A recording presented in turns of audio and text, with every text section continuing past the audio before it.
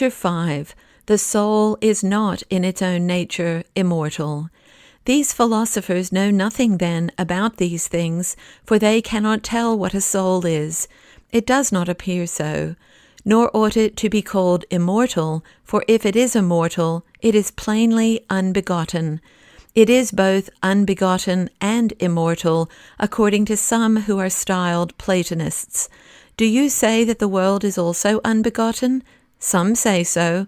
I do not, however, agree with them.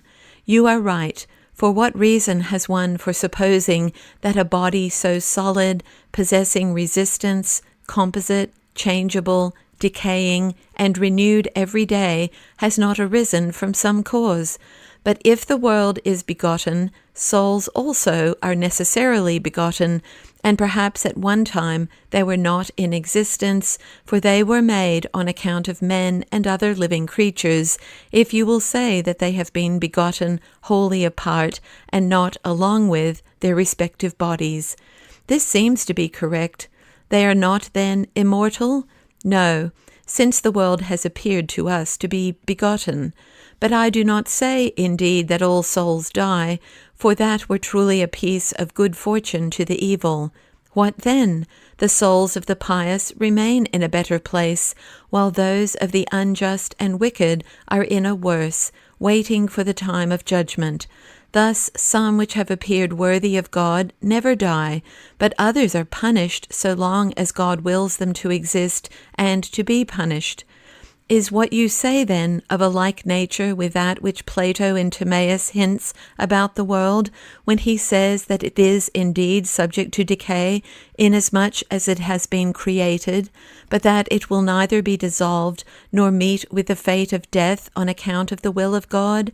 Does it seem to you the very same can be said of the soul, and generally of all things?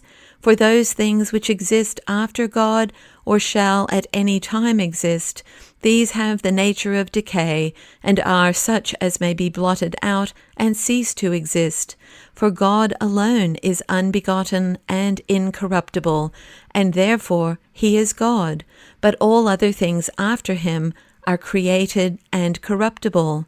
For this reason, souls both die and are punished, since, if they were unbegotten, they would neither sin, nor be filled with folly, nor be cowardly, and again ferocious, nor would they willingly transform into swine, and serpents, and dogs.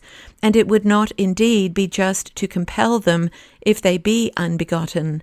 For that which is unbegotten is similar to, equal to, and the same with that which is unbegotten, and neither in power nor in honor should the one be preferred to the other. And hence there are not many things which are unbegotten, for if there were some difference between them, you would not discover the cause of the difference, though you searched for it. But after letting the mind ever wander to infinity, you would, at length, wearied out, take your stand on one unbegotten, and say that this is the cause of all. Did such escape the observation of Plato and Pythagoras, those wise men, I said, who have been as a wall and fortress of philosophy to us?